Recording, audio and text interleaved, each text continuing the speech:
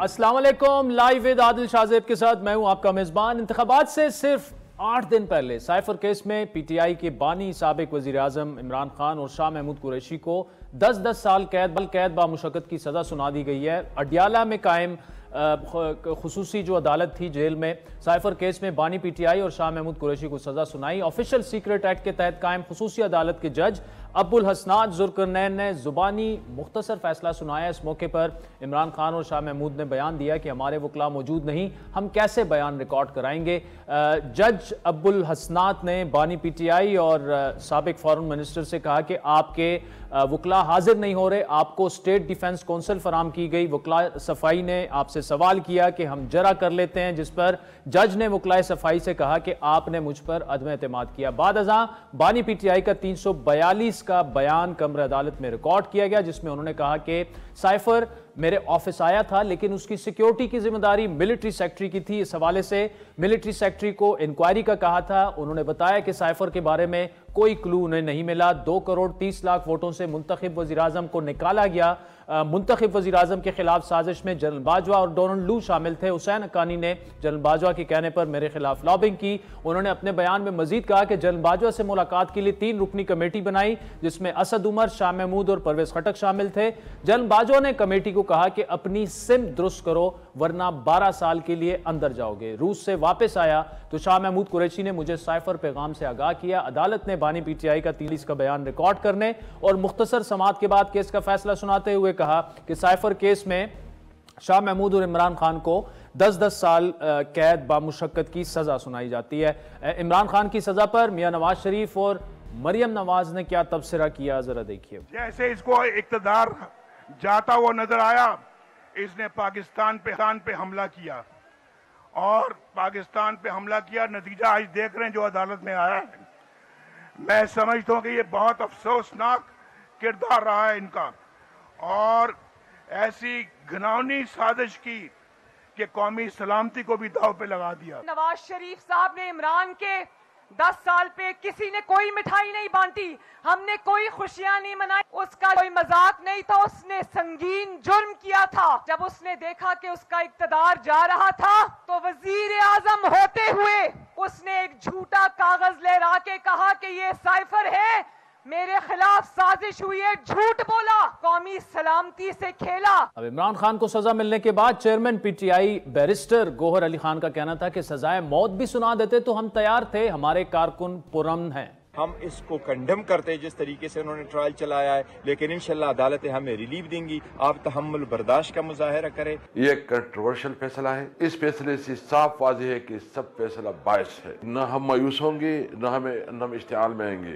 इंशाल्लाह हम अपना इंतकाम 8 फरवरी को वोट के जरिए से देंगे। अब साइफर का मामला पहली बार 27 मार्च 2022 को उस वक्त के वजीर आजम इमरान खान ने एक जलसे में सामने आया, अवामी सतह पर उठाया। जलसे के दौरान उन्होंने अपनी जेब से एक खत निकाल कर लहराया, दावा किया था कि उनके खिलाफ अपोजिशन की तहरीक में अदम एतमाद उनकी बैरूनी पॉलिसी के सबब गैर मुल्की साजिश का नतीजा थी और उन्हें इक्तदार से हटाने के लिए बैरून मुल्क से फंड्स भेजे गए। मुबैना तौर पर यह साइफर 7 मार्च 2022 को अपोजिशन की जानिब से तहरीक अदम एतमाद पेश करने और उस पर वोटिंग के लिए कौमी असम्बली का इजलास तलब करने से 1 रोज पहले भेजी गई थी। बाद अज़ां पीटीआई हुकूमत ने इस सिफारती केबल को अपना इक्तदार खत्म करने की साजिश करार देते हुए उस पर कौमी सलामती कमेटी का इजलास भी बुलाया। इजलास में मरासले को पाकिस्तान के मामलात में खुली मुदाखलत करार देते हुए उसका सफारती तौर पर जवाब देने का अज़म जाहिर किया गया।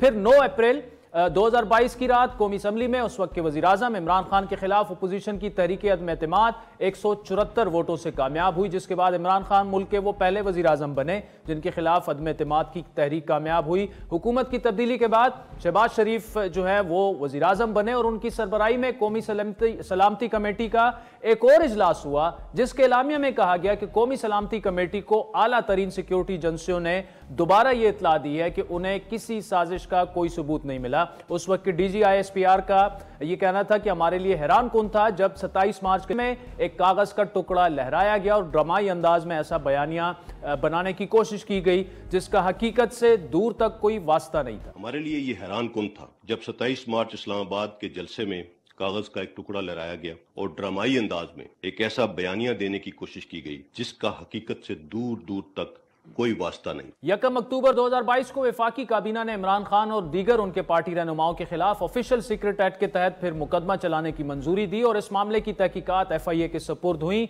5 अक्टूबर 2022 को FIA की जानिब से दर्ज FIR में शाह महमूद कुरैशी को नामजद किया गया और ऑफिशियल सीक्रेट एक्ट की दफात 5 और 9 के साथ साथ ताजीरात पाकिस्तान की सेक्शन 34 के तहत मुकदमा दर्ज हुआ।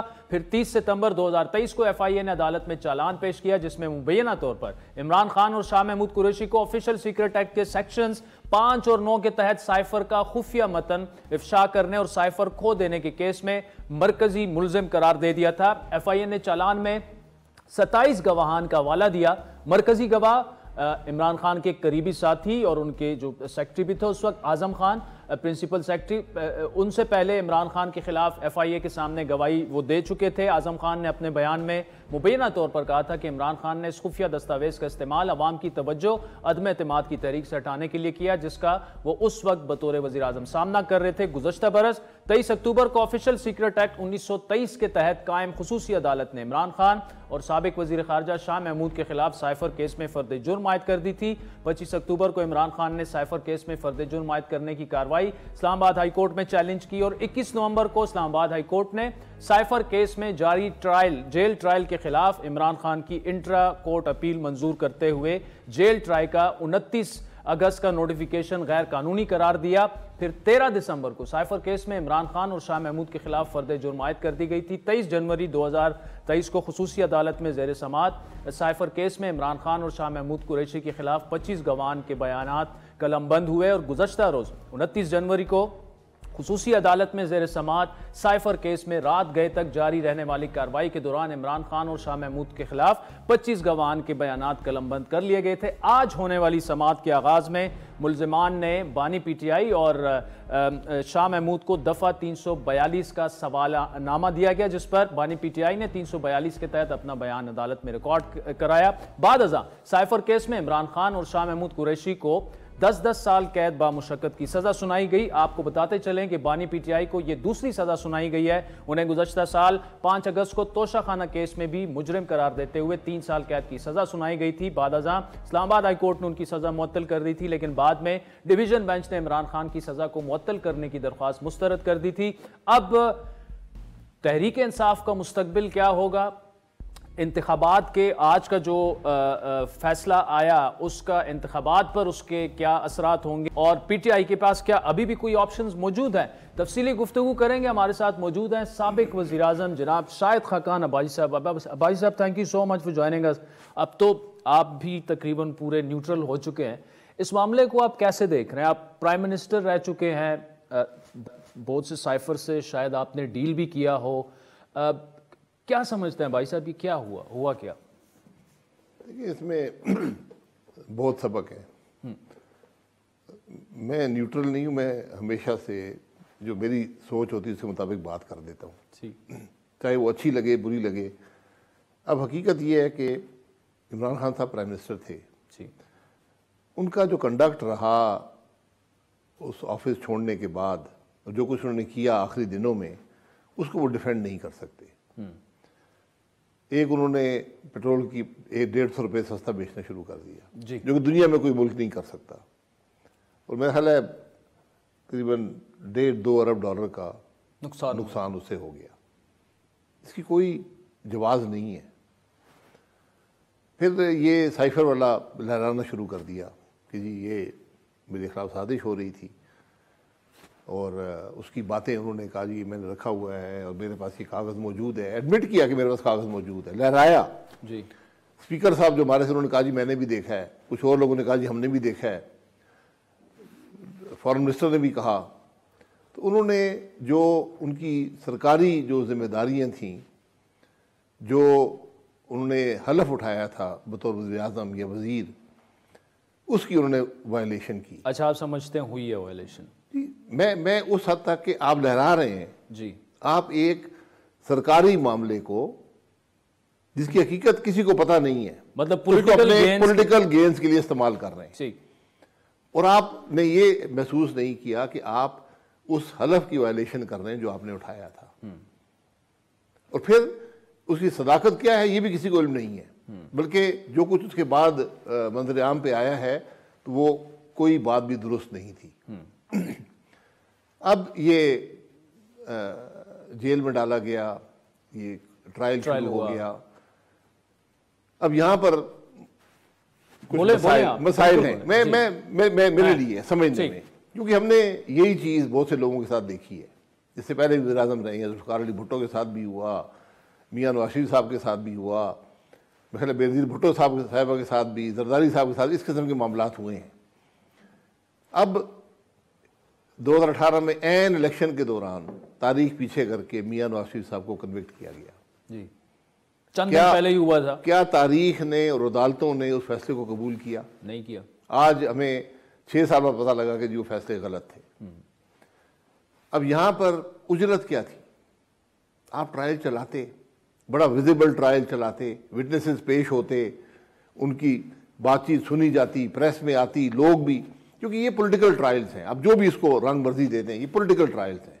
जब एक पॉलिटिशियन को आप ट्राई करते हैं, पूरी दुनिया भी देख रही होती है और उस मुल्क के लोग भी देख रहे होते हैं। अब कैसे, अब अगर आप उजरत में करेंगे, बंद कमरों में करेंगे, ट्रायल ओपन नहीं होगा, तो फिर सवाल उठेंगे, फिर उंगलियां उठेंगी, सवाल उठेंगे।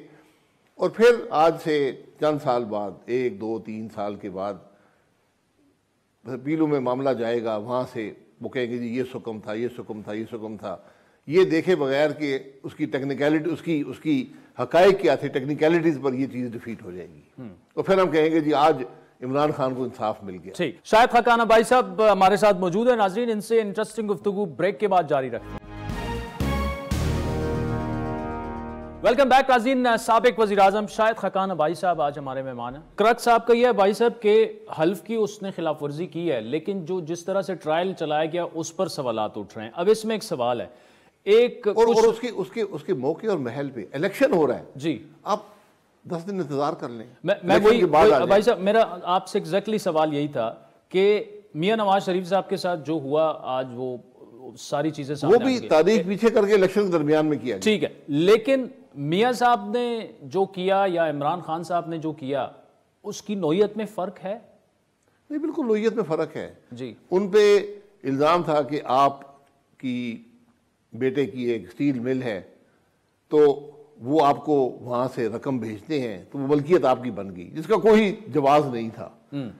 यहां पर जो मामला है वो ज्यादा पेचीदा है, क्योंकि वो सरकारी मामले से ताल्लुक रखता है। अगर एक वज़ीर-ए-आज़म ने खत लहराया और कहा कि जी ये साजिश है, मेरे पास सबूत है, मेरे खिलाफ साजिश हुई, मेरी हुकूमत के खिलाफ, उसने सच बोला, झूठ बोला, इसका तयन भी करना, फिर अगर वाकई ऐसी बात हुई भी थी, उसका उनको बतौर वज़ीर-ए-आज़म उसका जवाब देना चाहिए था।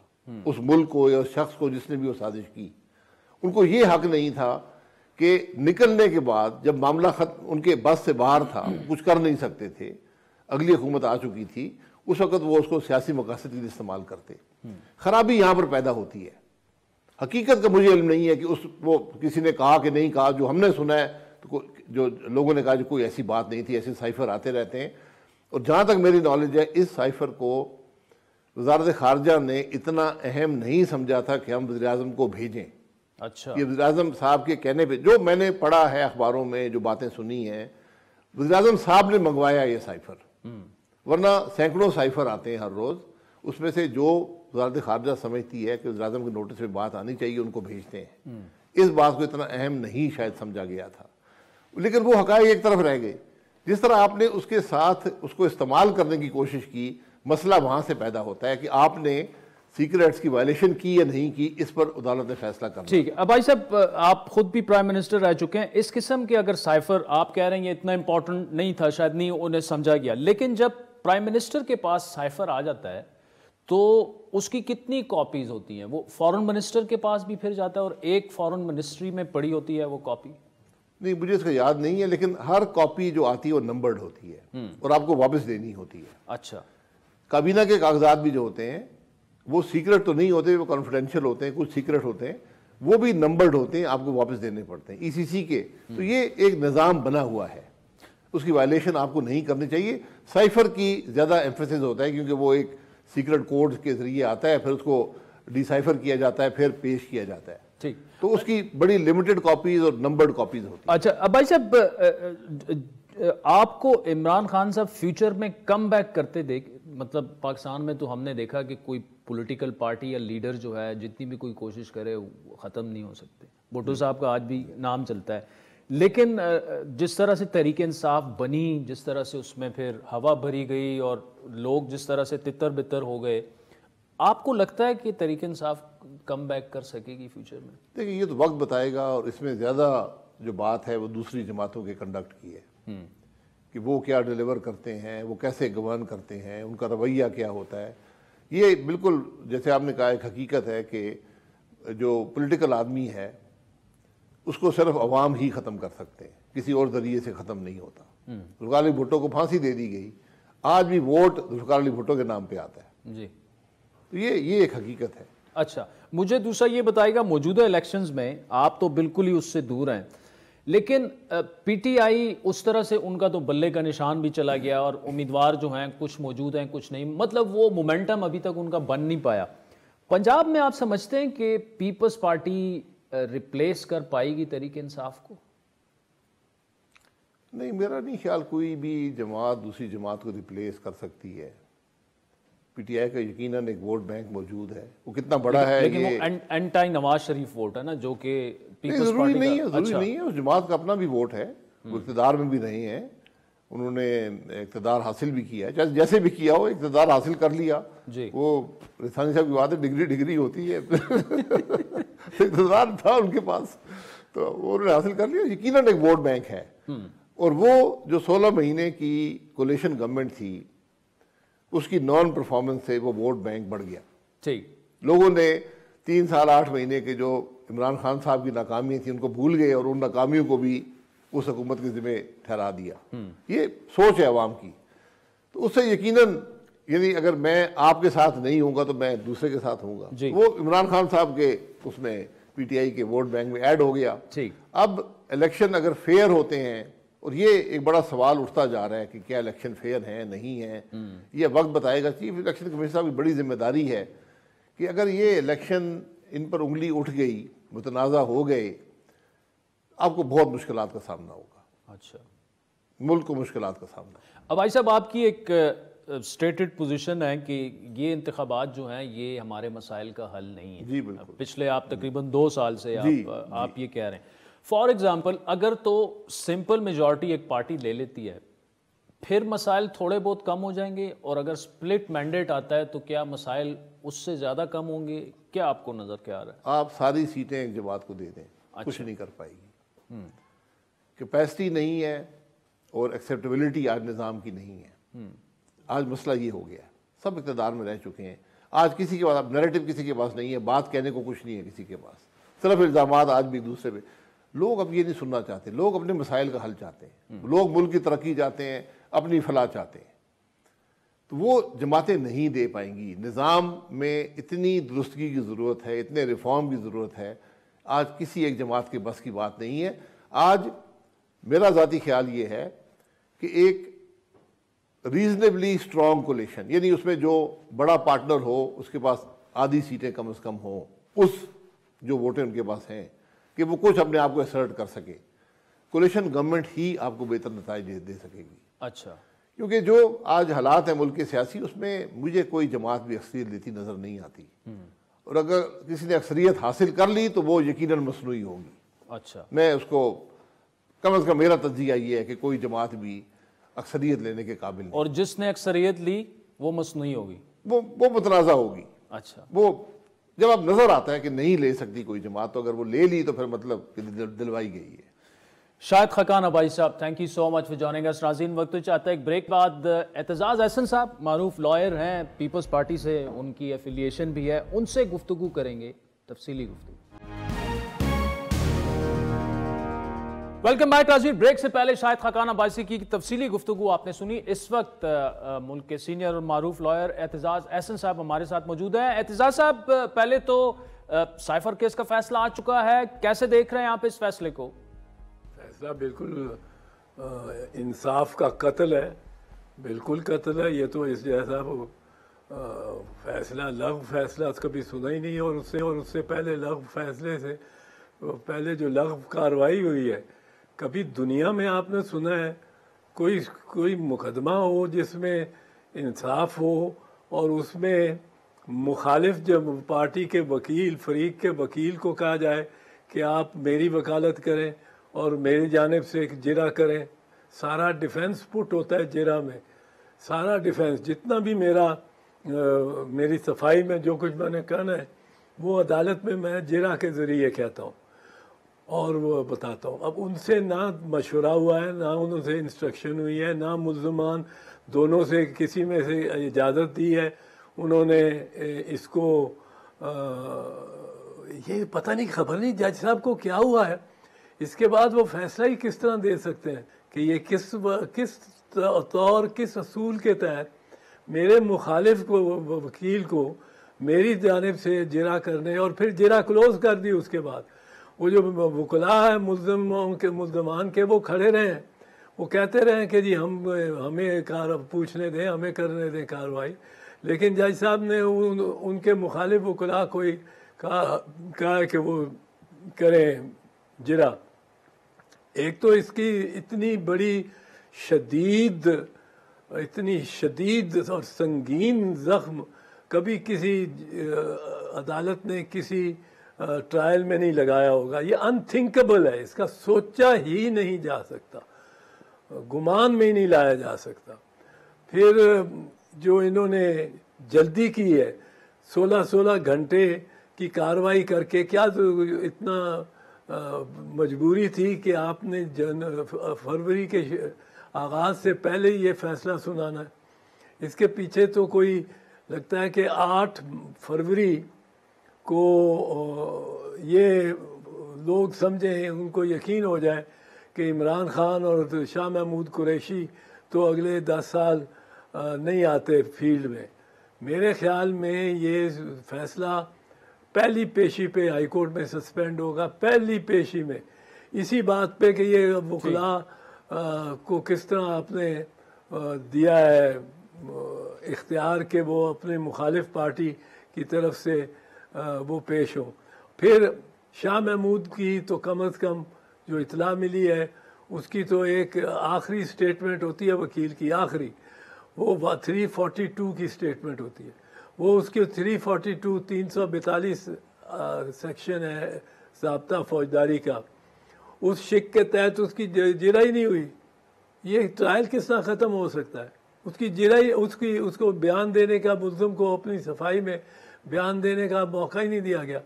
और इमरान खान को भी जो दिया गया है मौका, वो भी कुछ इनफॉर्मली बातें कर के और वो इस नतीजे पे पहुंच गए हैं कि जी ये गिल्टी हैं, क्योंकि एक सवाल का उसने कह दिया। एहतजाज साहब ठीक है, बड़ा तफसीली आपने जवाब दिया, लेकिन सवाल ये है कि जो ऑफिशियल सीक्रेट एक्ट का सेक्शन 5 है वो ये कहता है कि अगर आप गफलत बरतेंगे तो 2 से 14 साल की सजा हो सकती है। अगर किसी दस्तावेज को गफलत से हैंडल करेंगे या आप गफलत बरतने से वो गुम हो जाए आपकी, तो इमरान खान साहब तो खुद ये इकरार कर चुके हैं इंटरव्यूज में कि उनसे वो कॉपी गुम हो चुकी है।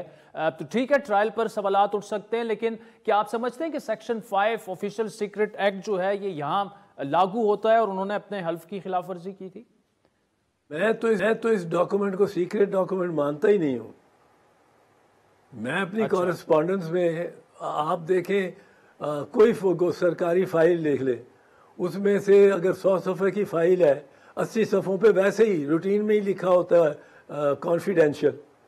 रूटीन में मैंने तो देखी है फाइलें, और वो यूँ फिर रही होती हैं, जा रही होती हैं, एक मेज से दूसरे मेज से तीसरे अफसर चौथा अफसर, और आ रही होती हैं जा रही होती हैं जी कॉन्फिडेंशियल।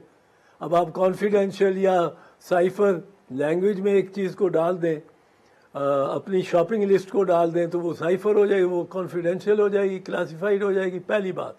दूसरी बात यह है कि प्राइम मिनिस्टर अपने ओथ के तहत, अपने हलफ के तहत, वो आइन के तहत हलफ लेता है, उस हलफ के तहत वो पाबंद है कि वो ऐसे मामलात को ज़रूर लोगों के सामने लाए। उसके हलफ के 2 हिस्से हैं, एक हिस्सा है कि जो कुछ मुझे वज़ीर आज़म के तौर पे मेरे इल्म में आएगा मैं किसी को नहीं बताऊंगा, और दूसरा हिस्सा है कि लेकिन मासवाए ऐसे मामलात जो मेरी दफ्तर के तकाज़ों के पर पूरा उतरने के लिए दिखाना ज़रूरी है, लोगों को शेयर करना ज़रूरी है।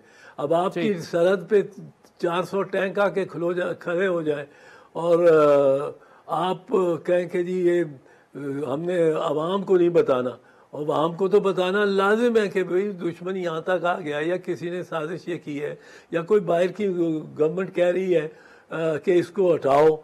उसका कहना, डोनाल्ड लू का कहना, या तो कहना उसने कहा ही नहीं, उसने कहा है ये, और ये कहना कि जी आर्मी चीफ को पैगाम देना कि आप अपने वज़ीर आज़म को हटाओ और वो आप उसको उस पर अमल दरामद भी बाद में हो जाए। उस पर सितम ज़रीफ़ी ये है कि अमल दरामद भी हो गया, अमेरिका भी साइफर को नहीं डिनाई करता, उसके मदरजात को। पाकिस्तान ने भी उसकी बुनियाद पे कि डोनाल्ड लू ने ये कहा है, पाकिस्तान ने एहतजाज किया है, डिमार्च किया है अमेरिकनों के साथ दो दफ़ा एहतजाज किया। एक दफ़ा जब नवाज शरीफ वज़ीर आज़म थे अभी, और एक दफ़ा जब शहबाज शरीफ वज़ीर आज़म थे।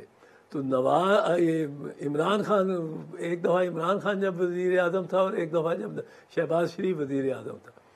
तो ये तो उन्होंने तस्लीम कर लिया।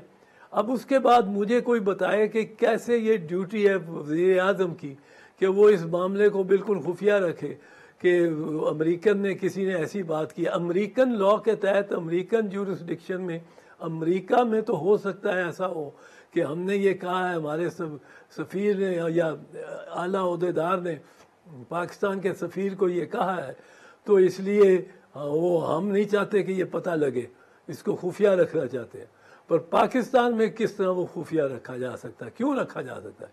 और वज़ीर आज़म का जो दूसरा हिस्सा है उसके हलफ का, उसने आइन के तहत हलफ उठा रखा है कि ये ऐसा ही करना है, उसको कौम को एतमाद में लेना है। तो फिर किस तरह आप कह सकते हैं कि जी ये बड़ा जुर्म हो गया, जुल्म।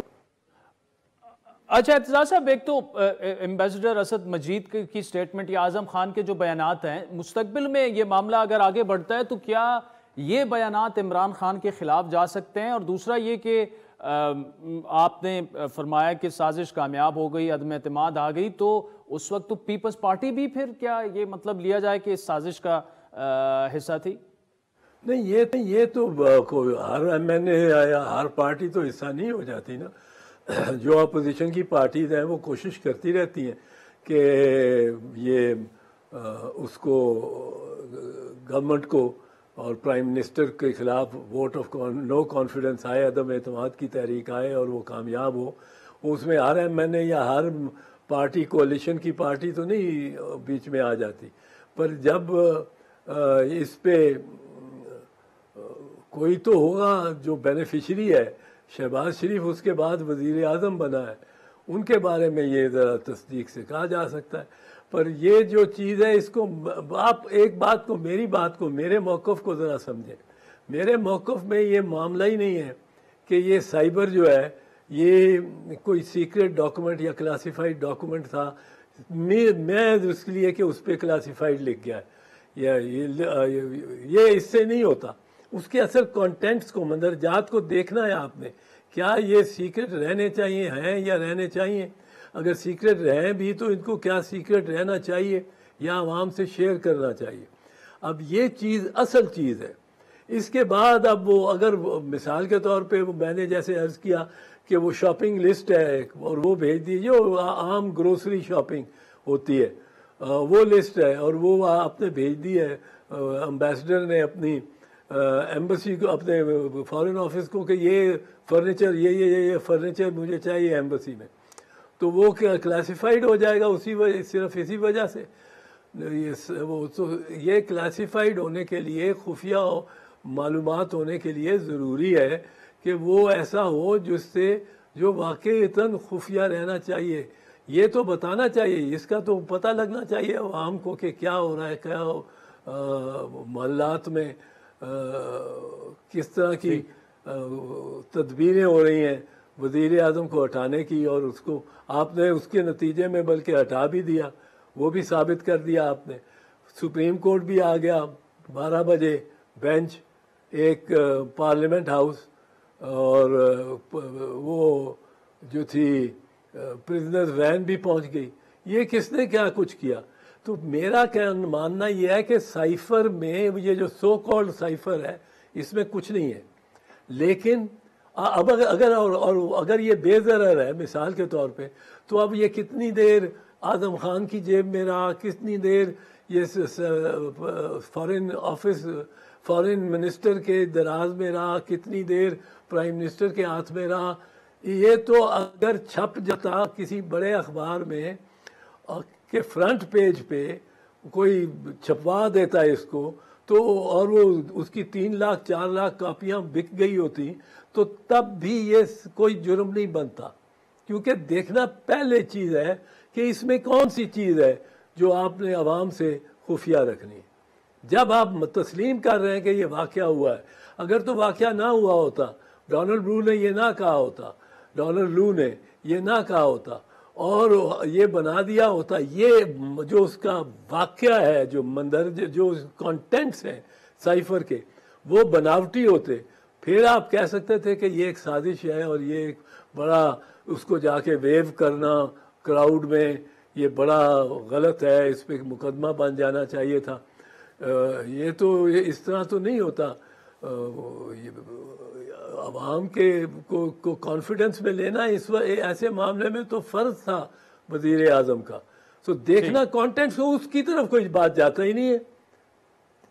कॉन्टेंट्स में cipher was not a classified document, चाहे उसको डिस्क्राइब किया जाए as a classified. Aitzaz Ahsan साहब, thank you much for joining us. Razeen, break के बाद आपसे दोबारा मुलाकात।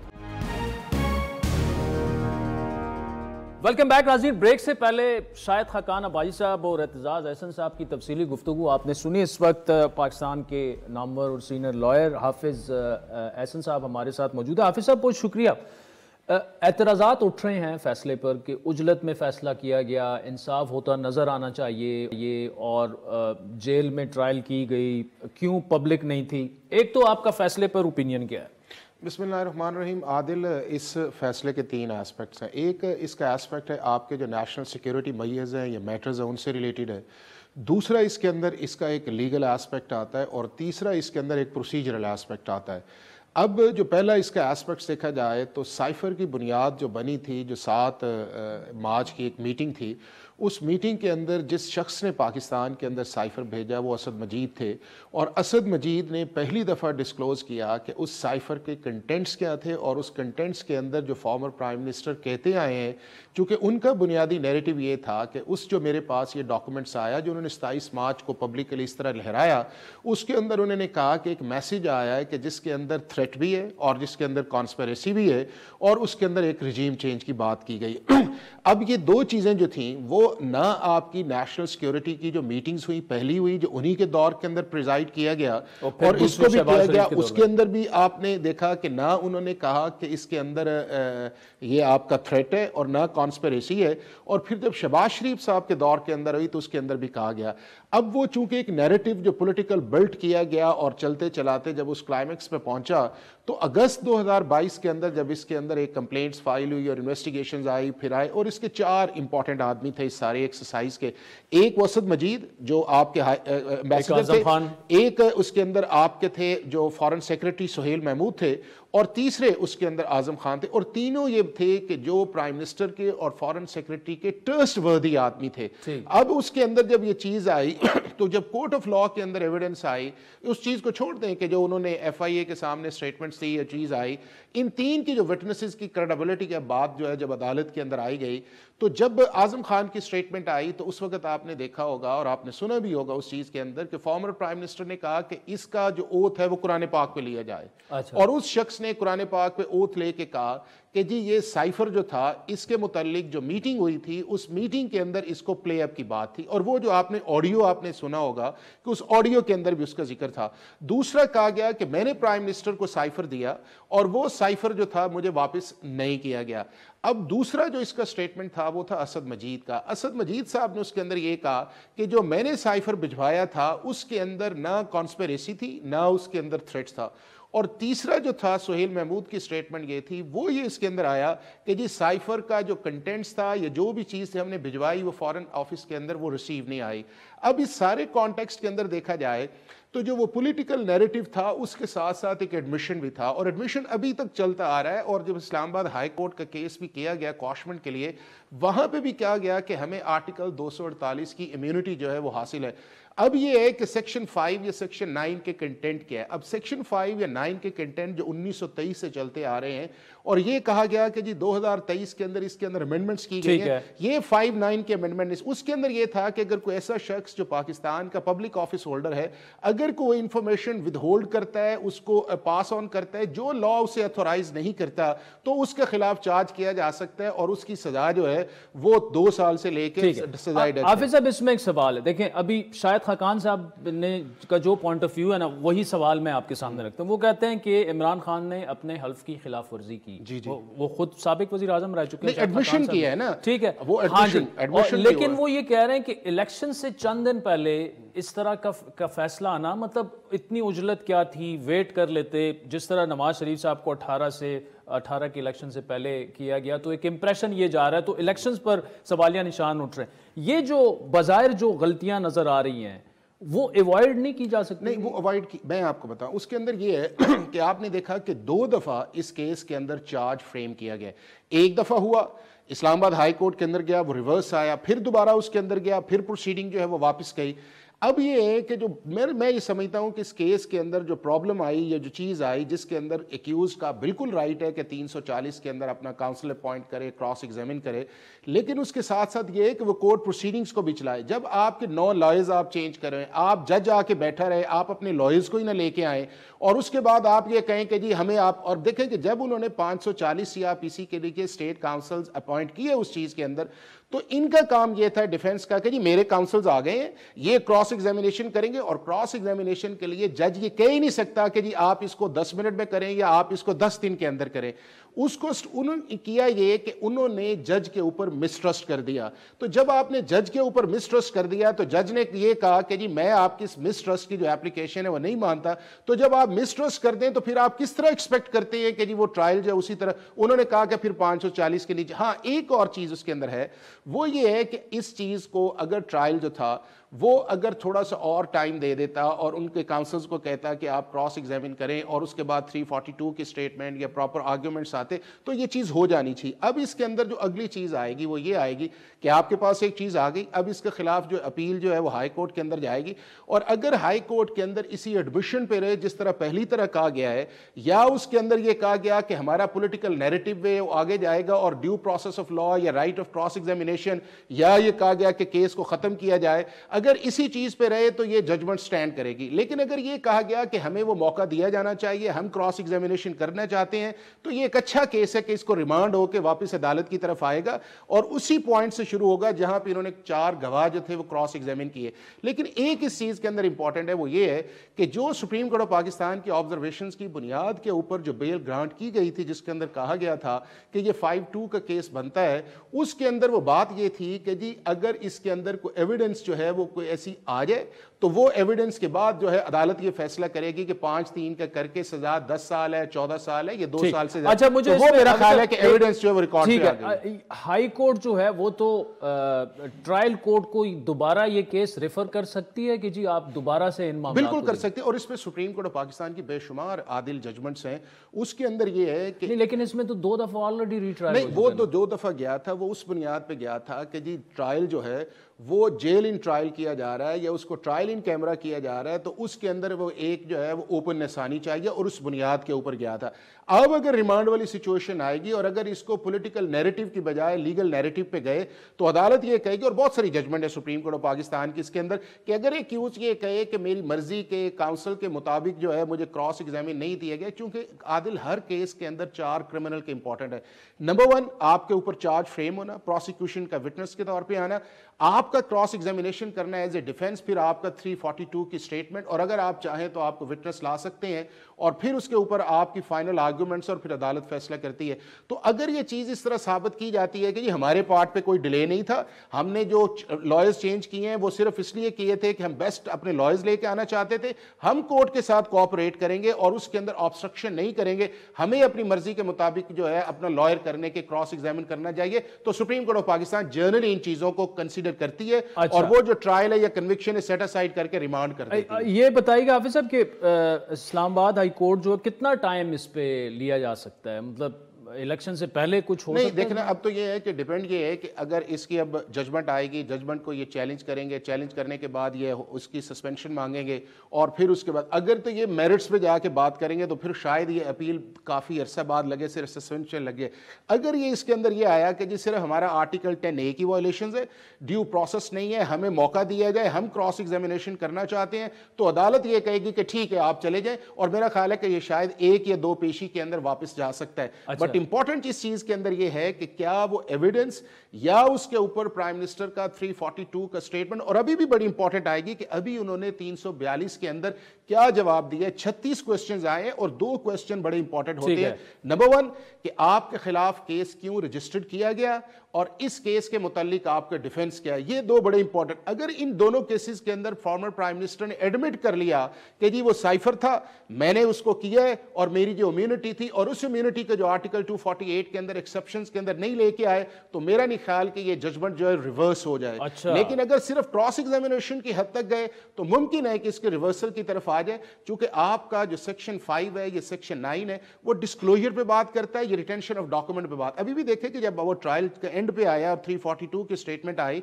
तो जज ने एक ही सवाल किया, वो सवाल ये किया कि प्राइम मिनिस्टर्स जो आप रहे हैं या इमरान खान साहब, आप ये बताएं कि वो साइफर किधर है, तो उन्होंने कहा जी मुझे पता नहीं। अब आप ये देखें कि आपका फॉरेन सेक्रेटरी रिस्पॉन्सिबल कहता है कि प्राइम मिनिस्टर ऑफिस है, और प्राइम मिनिस्टर ऑफिस के अंदर 2 ही बंदे इंपॉर्टेंट होते हैं जिसकी एक्सेस हर जगह होती है, एक आपका प्रिंसिपल सेक्रेटरी और दूसरा आपका प्राइम मिनिस्टर ऑफ पाकिस्तान। और प्रिंसिपल सेक्रेटरी ये कह रहा है आप, और यही चीज आपको याद होगा कि प्रेसिडेंट अलवी ने भी अपनाई थी जब मिलिट्री एक्ट की और ऑफिशियल सीक्रेट एक्ट की अमेंडमेंट्स गई, तो उन्होंने कहा जी कि मैंने उन्हें हवाई तौर पर कहा कि जी वो चली गई है, आप मुझे पता नहीं, अल्लाह उनका इंसाफ करे। और जब वो सेक्रेटरी आया तो उसने कहा जी डॉक्यूमेंट्स ये बोलते हैं कि प्रेसिडेंट साहब ये तो डॉक्यूमेंट आपके दफ्तर के अंदर पड़े हुए हैं। तो मेरा ख्याल है कि इतने बड़े ऑफिस के अंदर जाके आपको थोड़ा सा मैच्योर होना आखिर चाहिए। में ना हाफिज साहब मुझे बताइएगा कि क्या ये मामला चैलेंज किसी और हाई कोर्ट में भी हो सकता है, पेशावर या लाहौर में भी हो सकता है? नहीं, ये किसी जगह नहीं हो सकता, चूंकि ये है कि ये मामला जो है आपका under the criminal procedure code होगा। आपकी चूंकि FIR जो है उसकी कंप्लेनेंट फेडरल गवर्नमेंट है, फेडरल गवर्नमेंट का सेक्रेटरी है, उस सेक्रेटरी की FIR आपकी इस्लामाबाद हुई है, इस्लामाबाद का जो हाई कोर्ट है उसकी सुपरवाइजरी या एपलेट जुरिस्डिक्शन है, उसके अंदर जाएगा। वो इलेक्शन मैटर है कि जिसके अंदर आप आर्टिकल 199 के अंदर जाके जुरिस्डिक्शन को एक्सटेंड करते हैं, और वो भी सेटबैक आया था कि एक मामला आपने लाहौर हाई कोर्ट के अंदर चैलेंज किया, उसी के ऊपर आपने कंसीड किया, उसी मामले को फिर आप पेशावर हाई कोर्ट के अंदर ले गए, और वो इस्लामाबाद वाला था वो वहां पड़ा रहा, और पेशावर वाला जो था वो उधर रहा, और लाहौर का जो लाहौर के अंदर पड़ा रहा, जिसको सुप्रीम कोर्ट ने ऑब्जर्व भी किया। हाफिज अहसन साहब, thank you so much for joining अस। नाज़रीन, आज के प्रोग्राम पर फीडबैक जरूर दीजिएगा, हमारा ट्विटर हैंडल है @आदिल। इजाजत दीजिए, खुदा हाफिज।